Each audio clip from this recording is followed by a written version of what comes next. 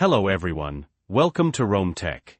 Today we will be discussing how to install the macOS Sequoia beta on your Mac.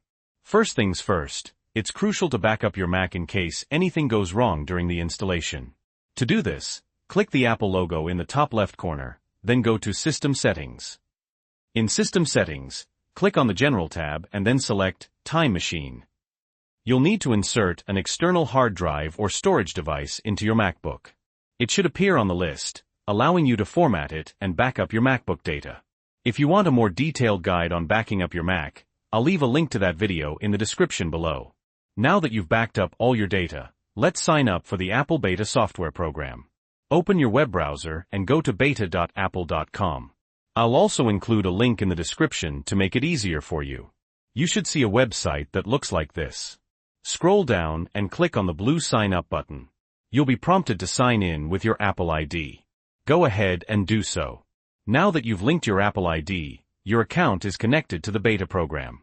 This means we can start downloading beta software.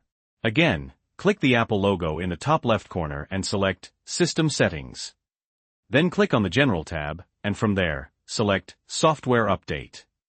Now, you should see a new tab called Beta Updates. If you don't see it, you might need to restart your Mac. Click on the information icon to the right of Beta Updates. This will bring up a pop-up box. Click on the drop-down menu next to Beta Updates, and select the version of the beta update you want to install. In most cases, you'll want to install the macOS Public Beta Update. As I'm recording this video, it's for macOS Sequoia. Just click on it and then click Done. After a few seconds, the update page will appear in the main window, giving you more information about the updates.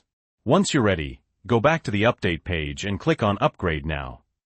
This will download the update to your Mac and then prompt you to install it, which will require restarting your Mac. Once your Mac has restarted, you'll be updated to the newest version of the macOS beta.